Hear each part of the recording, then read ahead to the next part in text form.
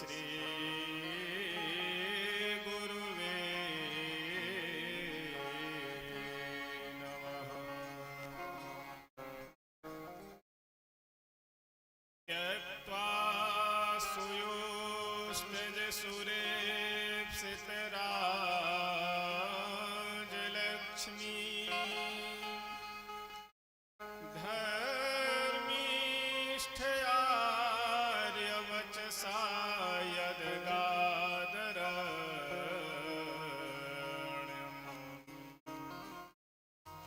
मायामृगं दयितथेप्सितमन्वधावत् दे महापुरुष ते चरणारविन्दम्।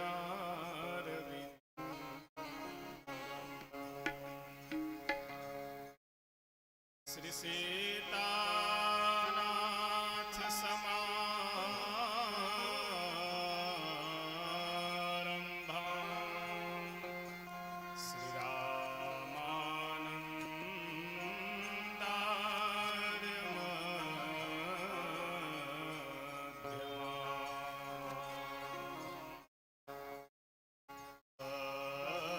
अस्मदाचार्यपर्यन्ताम्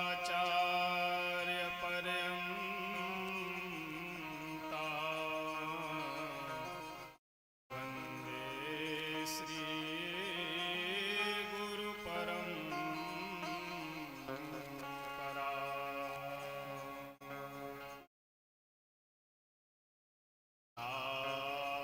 रामं रामानुजं सीता भरतं भरतानुजम्।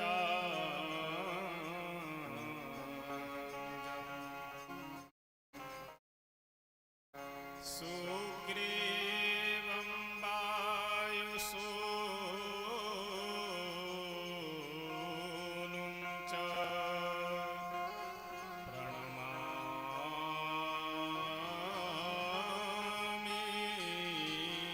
पुनः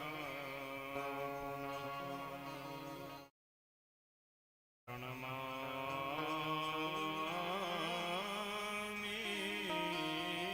पुनः।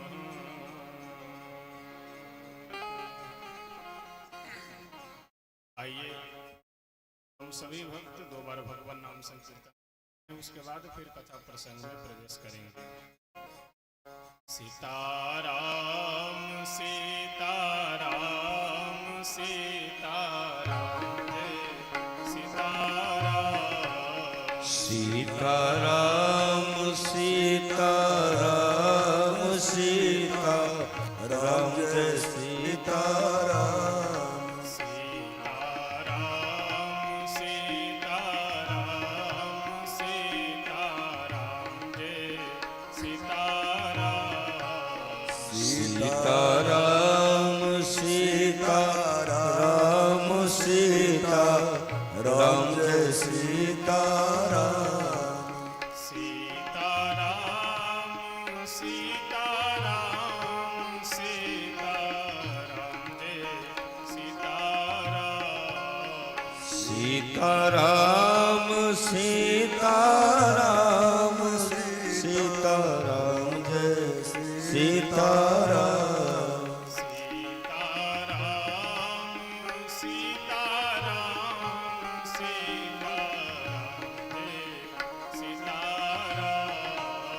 सीताराम सीताराम सीताराम जय सीताराम। सीताराम सीताराम सीताराम जय सीताराम। सीताराम सीताराम सीताराम जय सीताराम।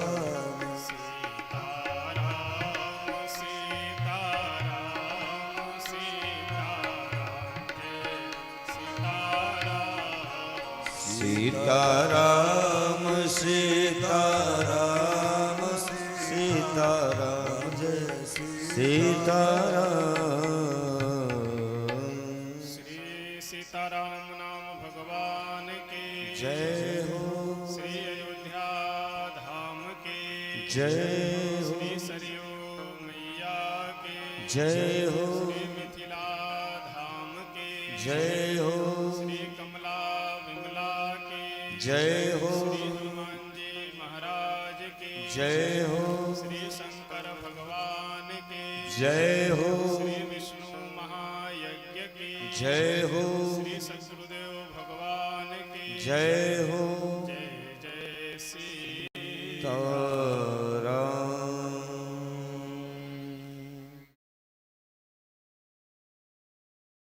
अखिल ब्रह्मांड नायक अकारण करुणा गुरुनालय भक्त वांछा कल्पतरु श्री सीताराम जी भगवान एवं श्री राम कथा के रसिक श्री हनुमतलाल जी महाराज परम पूज्य श्री सद्गुरुदेव भगवान जी यह श्री विष्णु महायज्ञ जिस धराधाम पे इस प्रांगण में हो रहा है और जिनके संयोजन में हो रहा है, ऐसे हमारे श्री राम अयोध्या दास जी महाराज जिनके सानिध्य में यह श्री विष्णु महायज्ञ चल रहा है और खाकी बाबा के मठ के प्रांगण में हम सब लोग बैठे हुए हैं। भगवान की कथा श्रवण करेंगे आज से 9 दिनों तक। और श्री अवध धाम से पधारे हुए चल करके आए हुए हमारे श्री त्यागी श्री सीताराम दास जी महाराज राम राम बाबा के नाम से जिन्हें हम सब लोग बुलाते हैं,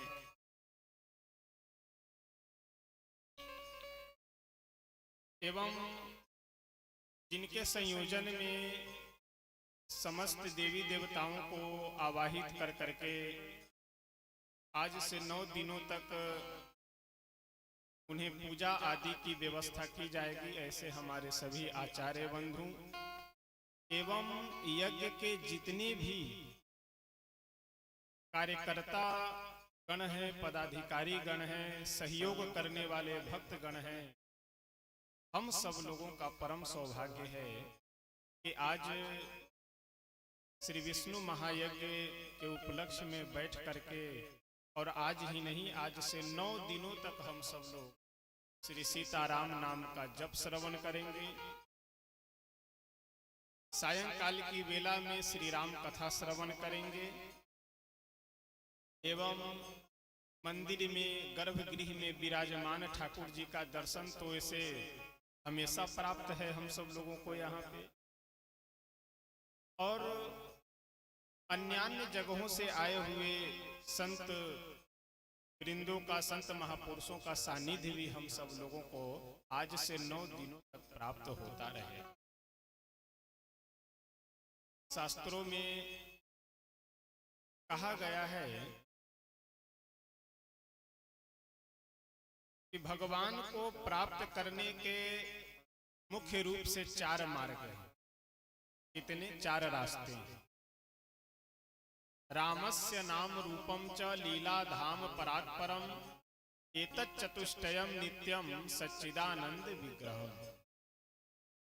भगवान को प्राप्त करने के 4 मार्ग हैं। कौन कौन से? रामस्य नाम, भगवान का नाम, वो चाहे सीताराम नाम हो अथवा राधे श्याम नाम हो या जो भी भगवान का नाम हो, लेकिन ध्यान रहे भगवान का नाम होना चाहिए।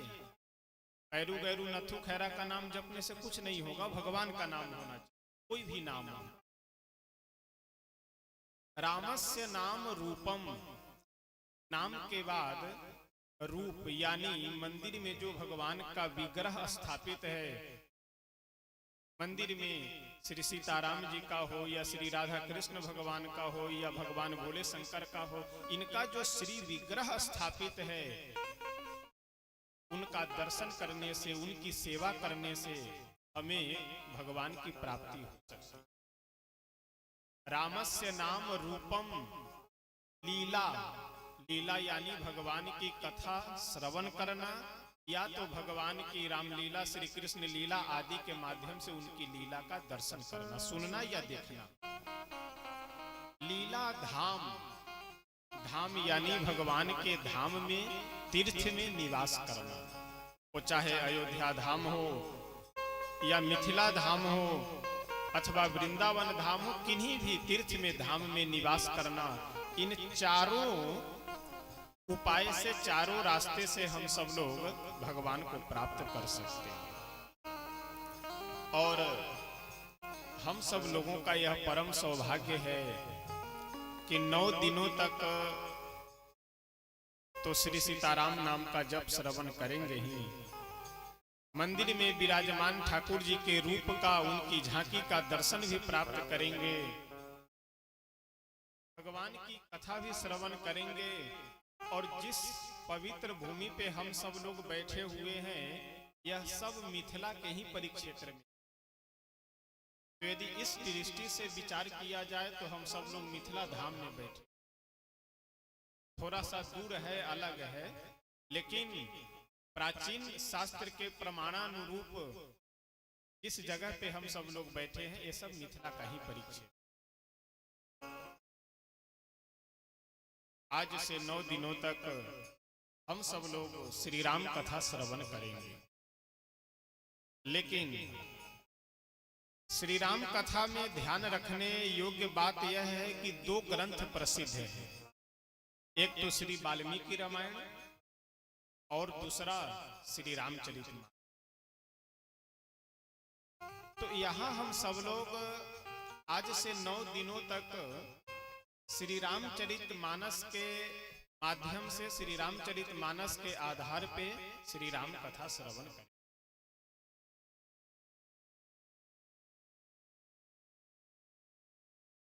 प्रारंभ में ही किसी भी विषय के प्रसंग को समझ लेने से, जान लेने से उसमें रुचि स्वाभाविक अधिक होती है,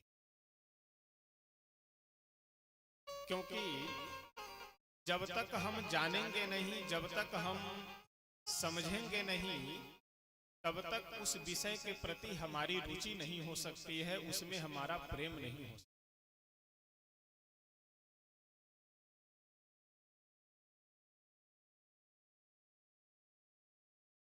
क्योंकि जब तक इन्हीं के विषय में हम नहीं जानेंगे, तब तक उनके प्रति विश्वास नहीं हो सकता है, और जब तक विश्वास नहीं होगा तब तक हमारा उनके प्रति प्रेम नहीं हो सकता।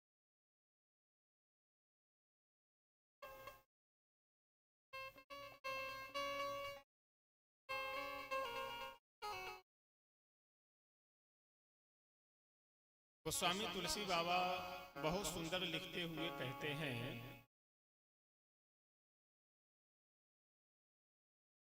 जाने बिनु न होहि परतीति,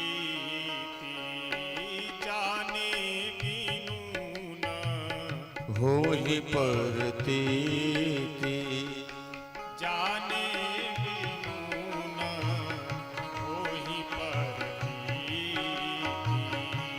जाने बिनु न होहि परतीति, जाने बिनु न होहि परतीति, जाने बिनु न होहि परतीति, बिनु परतीति होहि नहीं, बिनु परतीति होहि नहीं प्रीति, प्रीति बिना नहीं भगति बुझाई, प्रीति बिना नहीं भगति दीर्घायु, प्रीति बिना नहीं भगति दृढ़ाई, प्रीति बिना नहीं भगति दृढ़ाई।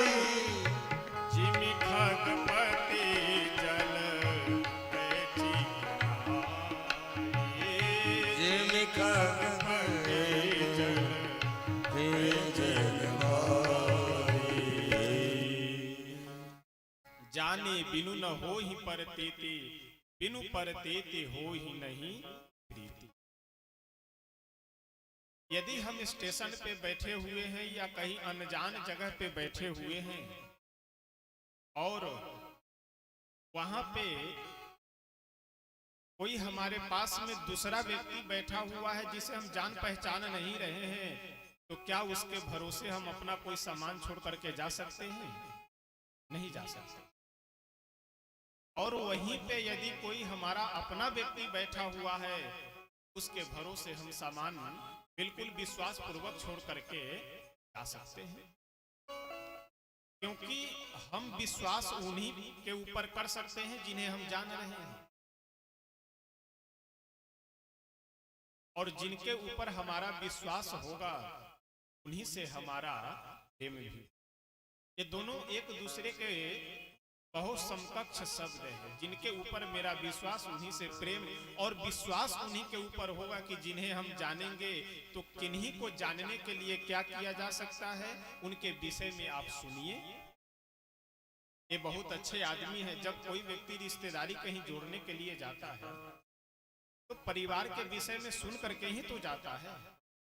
जो परिवार बहुत अच्छे हैं, ऐसे है वैसे है, या है हुआ है, ये सब सुन करके ही तो जाते हैं। किन्हीं से यदि हम मित्रता स्थापित करते हैं तो उनके विषय में सुन करके ही तो अच्छे आदमी है, चोर नहीं है, बेईमान नहीं है, फ्रॉड नहीं है, तो उनसे हम प्रेम करते हैं। तो जानने के लिए उनके विषय में सुनना आवश्यक है। उसी तरह से भगवान से हम प्रेम कब करेंगे? श्री सीताराम जी से हमारा आपका प्रेम कैसे होगा? जब उनके विषय में जानेंगे। और उनके विषय में जानेंगे कैसे? जब उनके विषय में सुनेंगे। और उनके विषय में सुनने के लिए उपाय बस भगवान की कथा है। और उसी प्रसंग को श्री गोस्वामी तुलसी बाबा लिखते हुए रामचरितमानस इस ग्रंथ का नाम देते हैं। क्या नाम देते हैं? रामचरितमानस। और आज प्रथम दिवस की कथा है। आज से 9 दिनों तक हम सब लोग इस ग्रंथ के आधार पे कथा श्रवण करेंगे। तो प्रथम यह समझ लेना आवश्यक है कि इस ग्रंथ के अंदर है क्या। और एक कहावत है कि गागर में सागर भरना, यानी यदि हम आप गंभीरता से विचार करें तो इस ग्रंथ का नाम रामचरितमानस है। और इस नाम से ही आपको स्पष्ट यह समझ में आ जाएगा कि इस ग्रंथ के अंदर है क्या। नाम है रामचरितमानस। इस नाम को समझने के लिए सबसे आसान तरीका यह है कि इस नाम को आप उल्टा कर दीजिए। क्या करना है? उल्टा। यदि सीधा आप पढ़ेंगे तो श्री रामचरित मानस, और उल्टा करेंगे तो मानस चरित फिर राम। यानी एक बात का ध्यान रखिएगा, यह रामचरित मानस जो है यह आध्यात्मिक ग्रंथ भी है और व्यवहारिक ग्रंथ भी, दोनों है। इससे हमें आध्यात्म की भी शिक्षा मिलती है, भक्ति हम कैसे करें उसकी भी शिक्षा हमें मिलती है, और हम मनुष्य बन करके कैसे जिए इसकी भी शिक्षा हमें इस ग्रंथ से प्राप्त होती है। इसलिए यह ग्रंथ आध्यात्मिक भी है और व्यवहारिक भी है। भगवान श्री राम जी को यदि हमें प्राप्त करने की इच्छा हो, हम यदि प्रभु को प्राप्त करना चाहे, श्री राघवेंद्र सरकार को प्राप्त करना चाहे, दर्शन करना चाहे, उनकी सन्निकटता हम यदि चाहें, तो कैसे हमें प्राप्त होगा?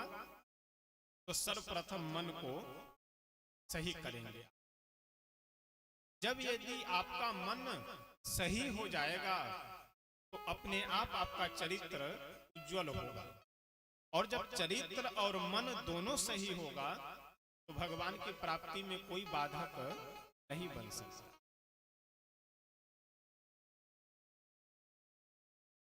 आध्यात्मिक प्रसंग और व्यवहारिक पक्ष से यदि विचार करेंगे तो राम जी को क्या कहा जाता है? मर्यादा पुरुष। मर्यादा पुरुष यानी आदर्श पुरुष, धर्मात्मा पुरुष, आचरणवान पुरुष, ये तो है मर्यादा पुरुष।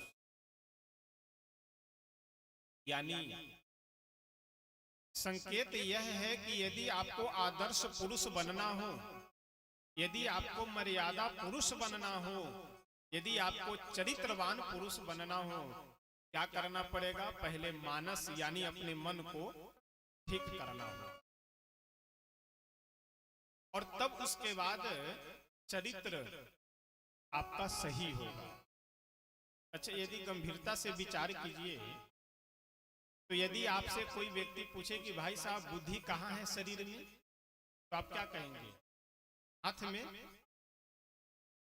मुख में? बुद्धि तुरंत इशारा करेंगे कि बुद्धि यहाँ पे है। और हम लोग व्यवहार जिन जिन इंद्रियों से करते हैं वे सभी इंद्रियां कहाँ है? जैसे हम देखते हैं किससे? आंख से, तो आंख कहाँ है? बुद्धि के नीचे। हम सुनते हैं किससे? कान से, कान कहाँ है? बुद्धि के नीचे है। बोलते हैं मुख से, मुख कहाँ है? बुद्धि के ऊपर नहीं है, बुद्धि के नीचे है। यानी कितना सुंदर प्रभु इस शरीर की संरचना किए हैं। सारी इंद्रियों को, हाथ को, मुख को, कान को, आंख को, नाक को, सबको बुद्धि के नीचे बनाए हुए हैं। अर्थात संकेत यह है कि हम मुख से क्या हमें बोलना चाहिए और क्या नहीं बोलना चाहिए, यह बुद्धि से विचार करके ही व्यवहार में आना चाहिए। जय हो। हम आंख से क्या देखे और क्या नहीं देखे, यह बुद्धि से विचार करने के बाद ही देखना चाहिए। ऐसा नहीं कि जो मन में आ जाए वह देख ले, जो मन में आ जाए वह सुन ले, और जो मन में आ जाए वह बोल दे। ऐसा नहीं।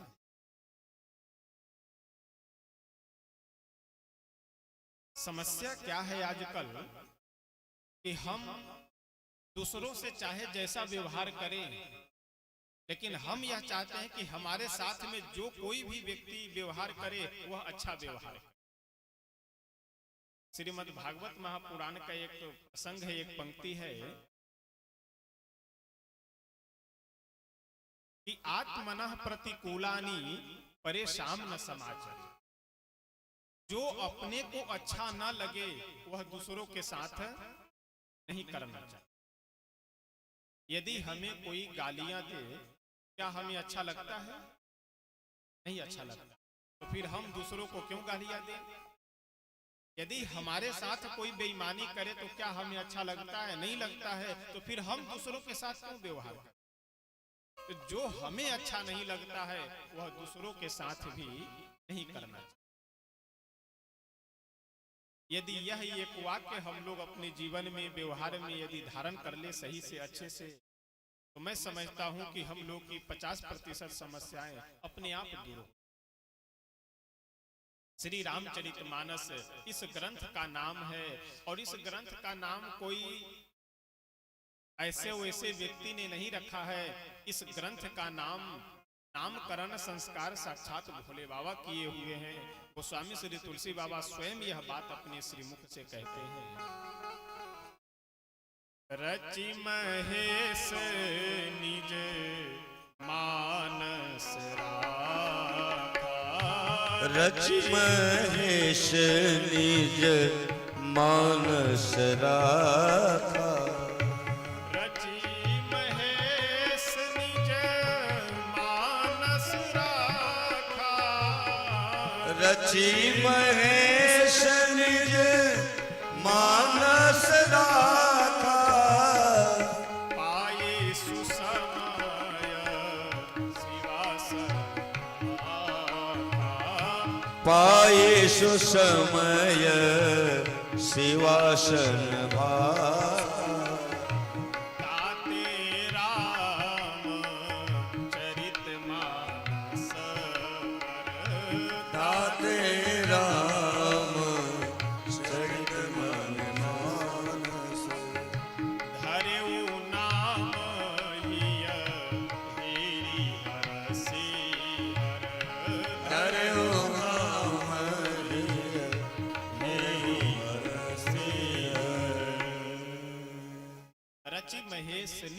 मानस राखा।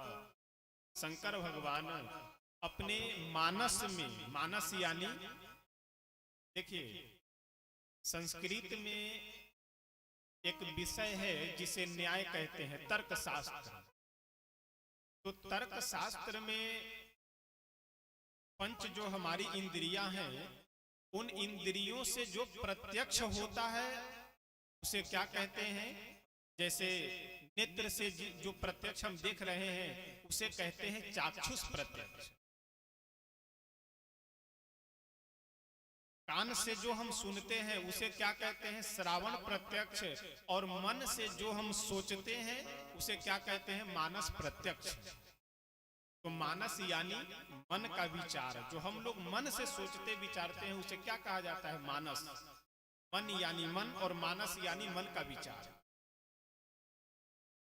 तो मन का जो विचार है वही है मानस। और शंकर भगवान के मन का विचार क्या है? शंकर भगवान का मानस क्या है? तो भगवान श्री राम जी का चरित्र। गोस्वामी तुलसी बाबा इस चौपाई में बहुत बढ़िया समझा करके कहते हैं कि रचि महेश निज मानस राखा, पाई सुसमय शिवासन भाखा, ताते राम चरित मानस। मानस यानी शंकर भगवान के जो मन में, मन का जो विचार है वही यह रामचरित मानस है। यानी हमारे भोले बाबा जिस प्रसंगानुरूप, जिस शैली में श्री राम कथा सुनाते हैं और सुनते हैं, वह शैली, वह प्रसंग यह रामचरित मानस।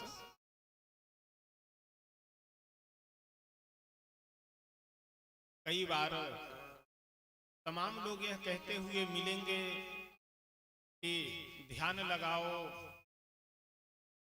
यह करो, वह करो, ज्योति का ध्यान करो, यहाँ जाओ, वहां जाओ, ये रामचरित मानस में क्या रखा हुआ है, तमाम प्रकार की बात बोला करते। मैं नाम नहीं लूंगा कौन से परंपरा के और कौन लोग बोलते हैं, लेकिन आप लोग को भी बहुत सारे लोग मिल जाएंगे कि रामचरित मानस क्या है, गप है, बहुत सारे लोग मिल जाएंगे। लेकिन अब उल्लू को दिन में नहीं दिखाई पड़ता है, इसमें सूर्य की क्या दोष कमी है? सूर्य भगवान का क्या इसमें अवगुण है? क्या उनकी गलती है? और उल्लू का यह दुर्भाग्य है कि उसे दिन में दिखाई नहीं पड़ रहा है, सूर्य दिखाई नहीं पड़ते। कहावत है कि कुत्ते को घी नहीं पचता है, तो इसमें घी का क्या अवगुण है? घी तो घृतम, आयुर्वेद में कहा गया है कि शुद्ध यदि घी हो तो उसे खाने से व्यक्ति स्वस्थ होगा, शरीर तंदुरुस्त रहेगा, आयु बढ़ेगी। घी में तो गुण ही गुण है, लेकिन अब कुत्ते को नहीं पचता है तो इसमें घी का क्या दोष है? उसी तरह से रामचरितमानस चाहे व्यवहारिक पक्ष में हो, चाहे आध्यात्मिक पक्ष में हो, चाहे हम अच्छे से मनुष्य बन करके जीना चाहे अथवा भगवान की भक्ति करना चाहे, दोनों के लिए सर्व सुलभ और सर्व सम्मान्य ग्रंथ है। अब किसी ना समझ को अगर न समझ में आए तो रामचरितमानस के इसमें कोई दोष नहीं है, दोष उसका है, दुर्भाग्य उसका है। देखिए, हम सब लोग मानव हैं, लेकिन मानवता, मनुष्यता सब में नहीं। और ध्यान रखिएगा कि मनुष्य होना ये अलग की बात है और मनुष्यता होना ये अलग की बात है। मानव होना ये अलग की बात है और मानवता होना ये अलग की बात। एक बहुत सुंदर प्रसंग है, किसी गांव में बहुत ही बड़े जमींदार व्यक्ति थे, बहुत उनके पास में पैसा था, बहुत लंबी चौड़ी जमींदारी थी। अपने दरवाजे पे कुर्सी लगा करके बैठे हुए,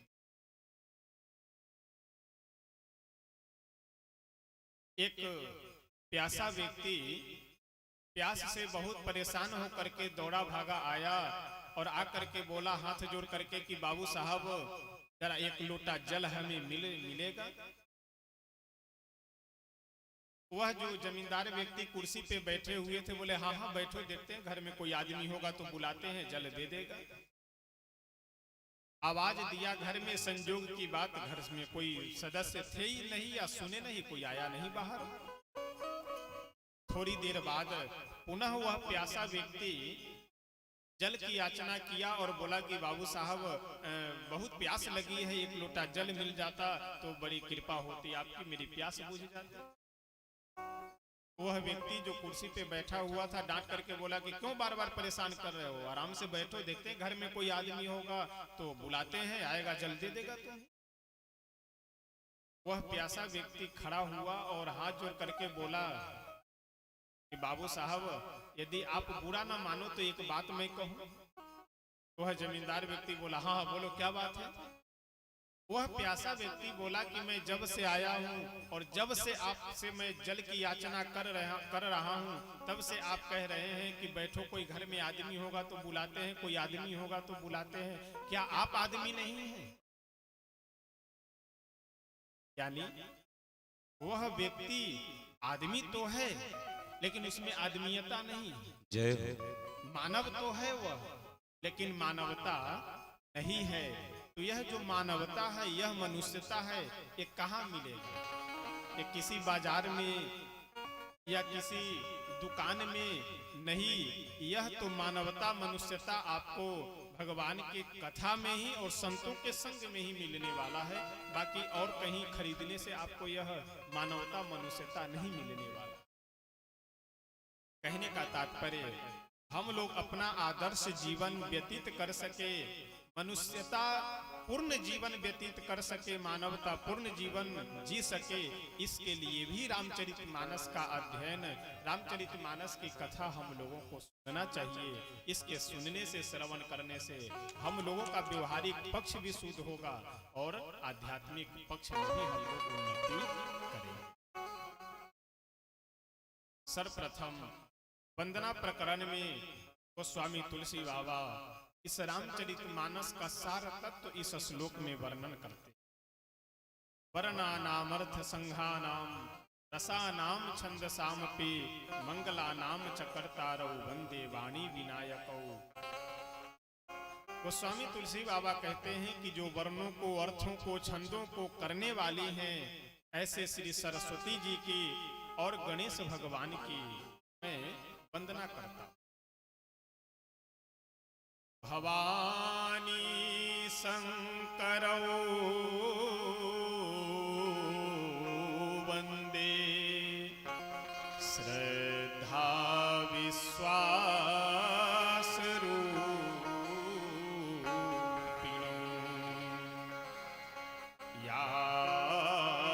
याभ्यां विना न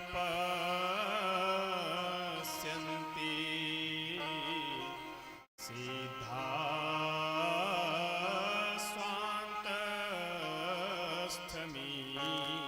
स्वान्तस्थमीश्वरम्। भवानी शंकरौ वंदे श्रद्धा विश्वास रूपिणौ। अभी मैं आप लोगों से निवेदन कर रहा था विश्वास की बात। बिना विश्वास किए हुए, बिना श्रद्धा के आप जीवन में एक भी किसी कार्य में सफल नहीं हो सकते। आप अपने बच्चे को स्कूल भेज रहे हैं पढ़ने के लिए, क्या आपको यह पता है कि आपका बेटा या बेटी पढ़ करके जो आप चाह रहे हैं वो नौकरी प्राप्त कर ले? पता नहीं है। केवल यह विश्वास है कि यदि पढ़ लिख लेगा तो अच्छी नौकरी मिल जाएगी, इसी विश्वास पे आप पढ़ा रहे हैं, पैसा खर्च कर रहे हैं। आप बेटी का अपने विवाह करने के लिए जाते हैं, पूरा घर देखे, व्यवहार देखे, धन देखे, संपत्ति देखे, ऊपर नीचे आगे पीछे चारों तरफ देख करके विवाह करते हैं। क्या आपको यह पता है कि बेटी आगे चल करके सुख ही सुख भोगेगी? केवल यह विश्वास है कि विवाह हम जिस घर में कर रहे हैं उस घर में जाएगी तो सुखी रहेगी। अब सुखी रहेगी या दुखी रहेगी ये समय बताएगा। और जितना हम लोग विश्वास संसार के ऊपर करते हैं, उसका यदि 1% विश्वास भी हम लोग भगवान पे कर ले तो हमें तो लगता है कि भगवान एक दिन में हम लोगों को मिल जाए, एक दिन में उनका दर्शन हो जाए। लेकिन दुर्भाग्य यही है कि जितना हम लोग संसार के ऊपर विश्वास करते हैं उसका 1% भी भगवान के ऊपर विश्वास नहीं करते।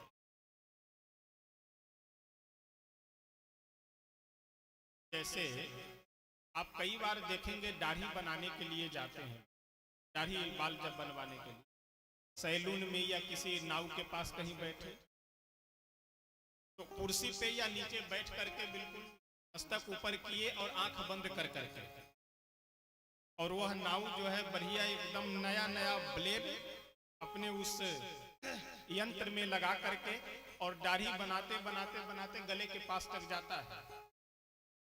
और कितनी विचित्र बात है, हम सब लोग नेत्र बंद कर करके बैठे हुए हैं और बिल्कुल छुरी एकदम गर्दन पे ले जा करके ऊपर नीचे चला रहा है, लेकिन हम लोग आंख बंद किए रहते हैं। क्यों?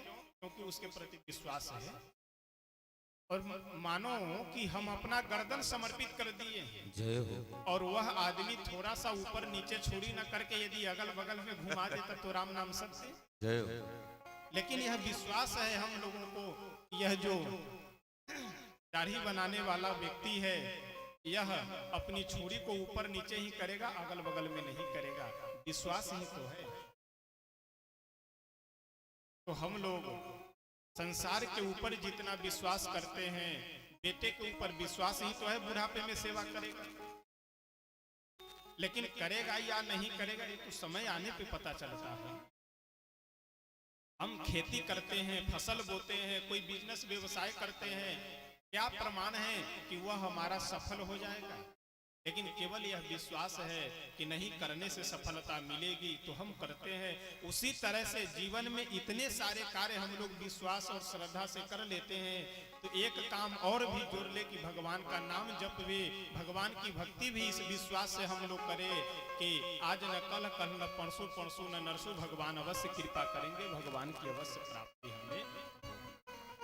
सर्वप्रथम गोस्वामी तुलसी बाबा श्रद्धा और विश्वास शब्द का प्रयोग करते हैं और एक बहुत सुंदर बात कहते हैं, वंदे बोधमयम नित्यम गुरुम शंकर रूपिणम यमाश्रितो ही वक्रूपी चंद्र सर्वत्र वंद्यते। तो स्वामी तुलसी बाबा कहते हैं कि मैं गुरुदेव भगवान की वंदना करता हूं। वंदे बोधमयम नित्यम गुरुम शंकर रूपिणम यमाश्रितो ही चंद्रोपि वक्रः चंद्रोपि वंद्यते। यमाश्रितो ही वक्रोपि चंद्रः सर्वत्र वंद्यते, कि जिनके आश्रय में जाने से टेढ़ा चंद्रमा भी वंदनीय हो गया, ऐसे मैं भगवान भोले शंकर की वंदना करता हूँ जो गुरु के स्वरूप हैं, जो तीनों लोक के त्रिभुवन के गुरु हैं। यानी गुरु बनने के अधिकारी वही है कि जो टेढ़े व्यक्ति को भी सीधा कर दे।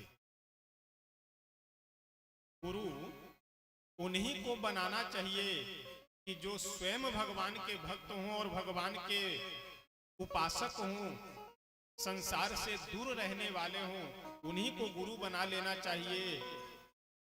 ये ऐरू गैरू नथु खैरा को गुरु बनाने से आपका कल्याण नहीं होने वाला है। जहां मन हुआ वहां, जिसे मन हुआ उसे वो गुरु बना लिए, यह नहीं करना चाहिए।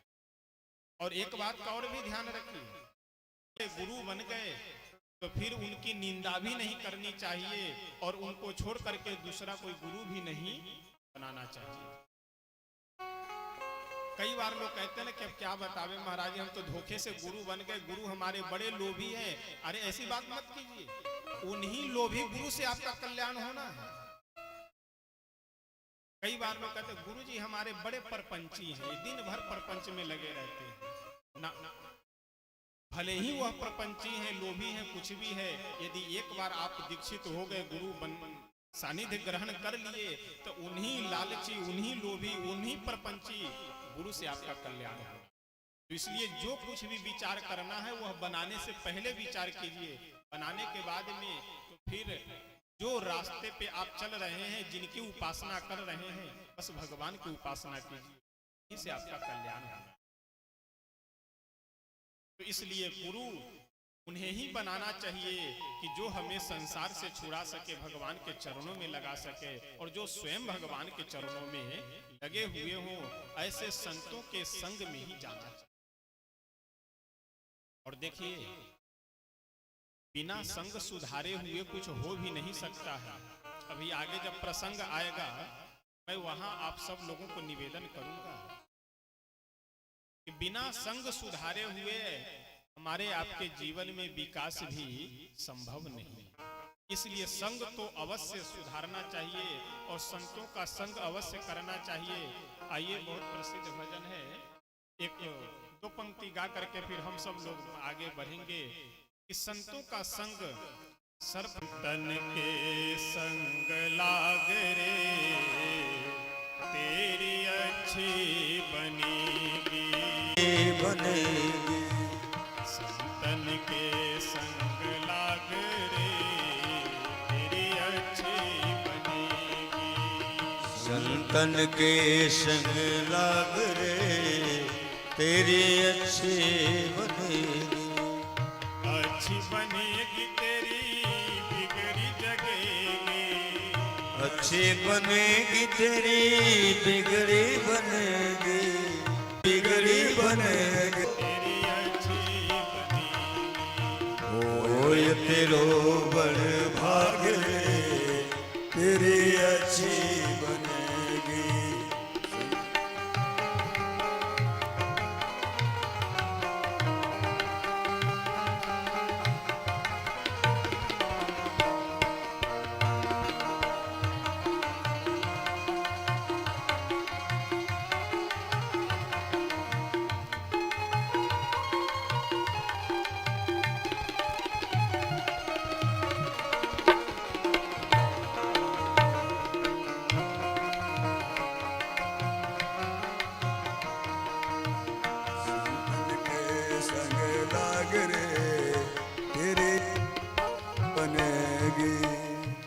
और आज के समय में हम लोगों की अधिकतर विडंबना यह है कि जैसे किन्हीं संत के पास जाते हैं वैसे तुरंत आशीर्वाद मांगते हैं। कौन सा? दुनियादारी की आशीर्वाद। महाराज जी जा रहे हैं दुकान खोलने के लिए, आशीर्वाद दीजिए कि दुकान चल जाए। अच्छा, दुकान चलाना ही होता तो महाराज जी खुद अपना दुकान खोल करके नहीं बैठ गए होते।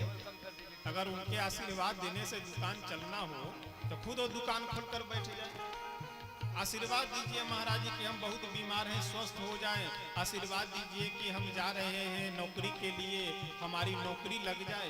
ये दुनियादारी के आशीर्वाद नहीं, ये तो आपके प्रारब्ध में होगा तो स्वतः मिल जाएगा। संतों के पास जाकर क्या करना चाहिए? कबीर बाबा बहुत सुंदर बताते हैं, संतन संग करी पुण्य कमाए, संतन संग करी पुण्य कमाए, संतन संग करी पुण्य कमाए, संतन संग करी पुण्य कमाए। रामचरण अनुराग रे हो, रामचरण अनुराग रे, तेरी अच्छी बनेगी। रामचरण अनुराग रे, तेरी अच्छी बनेगी। रामचरण अनुराग रे, तेरी अच्छी बनेगी। हे रामचरण अनुराग रे, तेरी अच्छी बनेगी।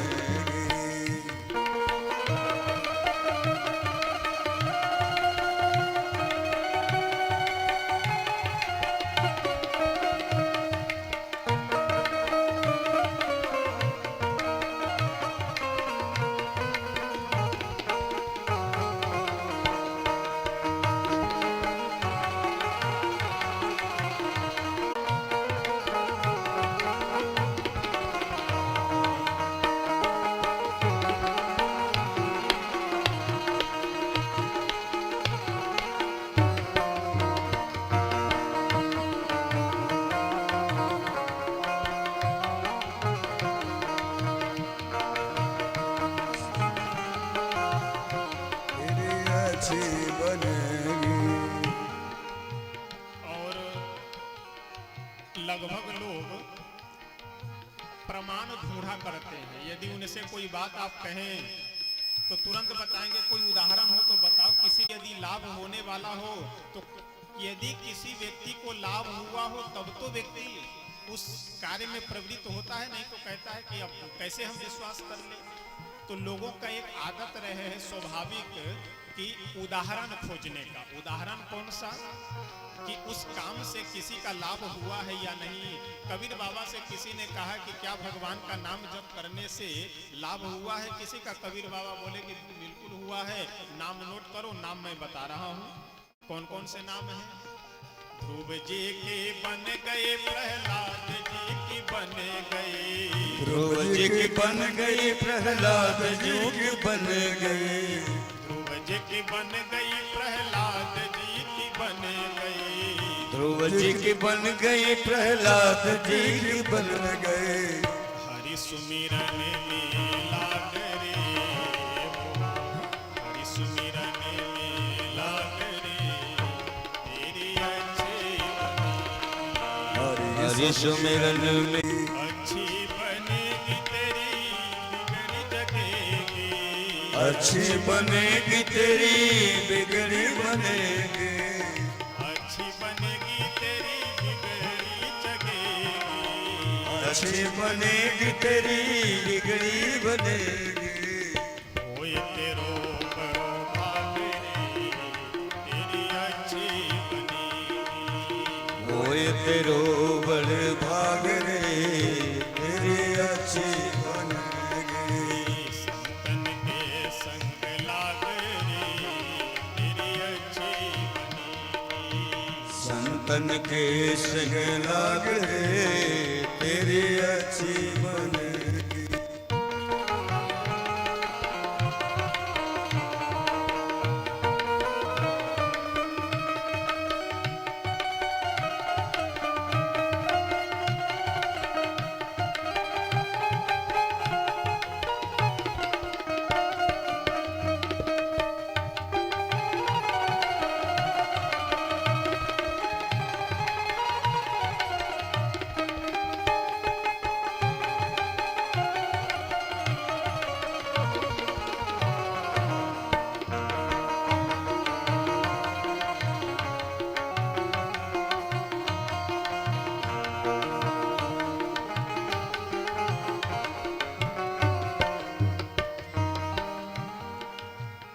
और इस भजन के अंत में कबीर बाबा एक बहुत सुंदर हम लोगों को शिक्षा दे रहे हैं, मार्गदर्शन कर रहे हैं। क्या कह रहे हैं कि यदि मन में भगवान के प्रति भक्ति जागृत हो तो तत्काल व्यक्ति को घर छोड़ करके नहीं चल देना चाहिए, क्योंकि अगर झटके में आप घर छोड़ करके जाएंगे तो फिर झटके में जहां आप जा रहे हैं वह भी छूट जाएगा।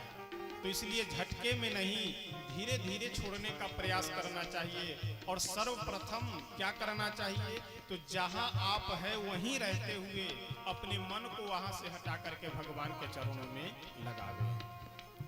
सुते बीते लोक ईसना तेनी, सुत वित लोक तृष्णा तेनी, सुत बीत लोक ईसना तेनी, सुत वित लोक तृष्णा तेनी।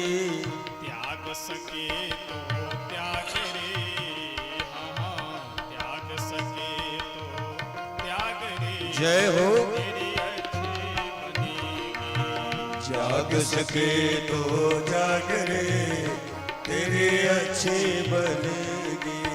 संतन के संग लाग रे, तेरी अच्छी बनेगी, संतन के संग लाग रे, तेरी अच्छी बनेगी। कहत कबीर राम सुमिरन में, कहत कबीर राम सुमिरन में, कहत कबीर राम सुमिरन में, कहत कबीर राम सुमिरन में। पाग सके तो पाग रे, तेरी अच्छी बनेगी, पाग सके तो पाग रे, तेरी अच्छी बनेगी। संतन के संग लाग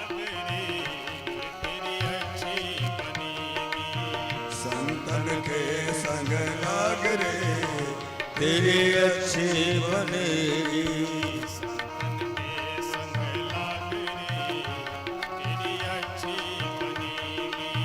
संतन के संग लाग रे तेरे अच्छे बनेगी। श्री सीताराम नाम भगवान की जय हो।